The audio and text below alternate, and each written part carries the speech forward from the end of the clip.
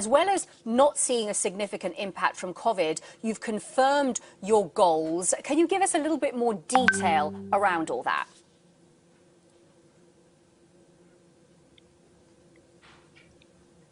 Thank you. Sure. Well, we have had a major lockdown in both Spain and Italy, which are big countries for us. But, you know, the energy sector is, if you want, anti-cyclical, and we have had a big change in the way in which energy is being consumed. So a drop in demand on the industrial side and a surge in demand on the domestic market, which basically evened out.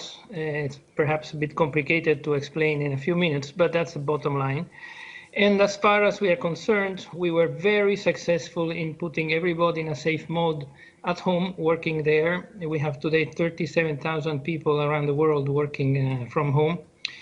And that has enabled us to cope with the first COVID-19 part of the crisis. Then it remains to be seen what will be the transient from now on the subsequent phase 2, which is just starting now in both countries, Italy and Spain, as the rest of the world in which we are present, the US and Americas, are still in phase 1. So we are kind of riding this COVID crisis in different time zones as the virus spread around in different time frames.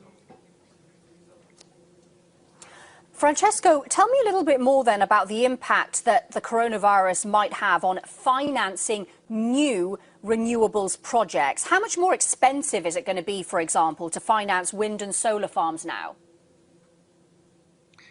Frankly, we don't see an impact on the negative. We rather see a positive end to this. We see the COVID-19 in general as a big accelerator of trends that were already underway. If you look at what, for example, the European Union is doing in terms of recovery package, the Green Deal is a critical aim on the recovery package, and coupled with a digital content is going to be a discriminating criteria on where to allocate funds. So we believe that COVID-19 and the recession that is underway will be probably best tackled on accelerating investment in the renewable energy front. Do we really want to build up again things that we already knew we had to change, or we'd rather use this as an opportunity to jump directly to the end state we wanted to reach? As we talk, we see a big movement in trying to go in that direction. So we don't expect a pushback, rather an acceleration in the direction of funding on green energy and renewable energy installations. Right, okay. I mean, I suppose the flip side to that argument, Francesco, is that while a lot of economies and companies around the world are so focused on mitigating the impact on COVID-19, things like climate goals might take a little bit more of a back seat. Are you not concerned about the impact of that, despite the fact you're showing a lot of optimism?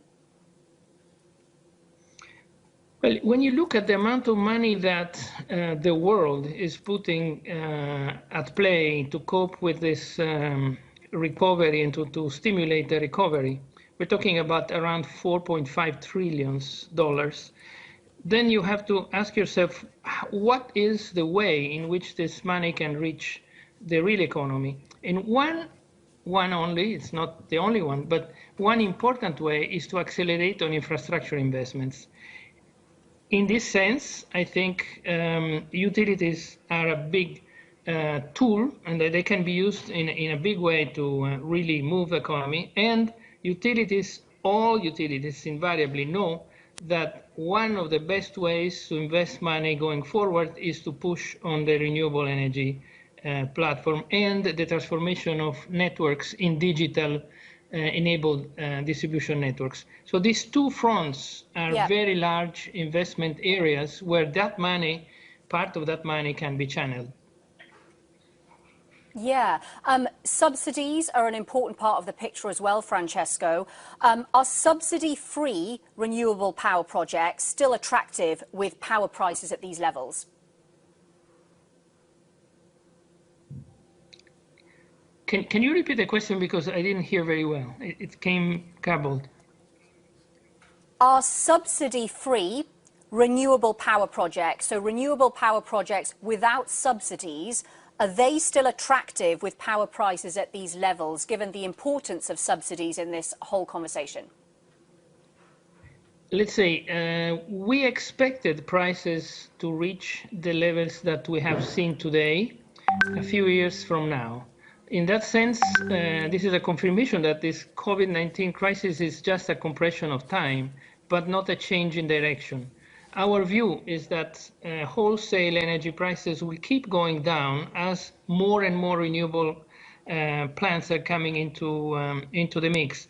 It is just happening faster, but it's not something that keeps us, that surprises us at all.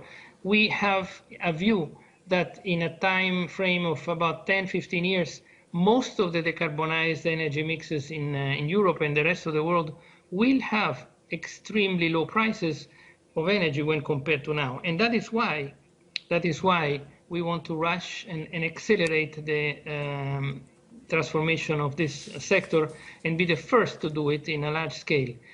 The more energy, the renewable energy content you have in a mix, the lower energy price consumers pay, the more energy, the more electricity is getting into the society and into the economy.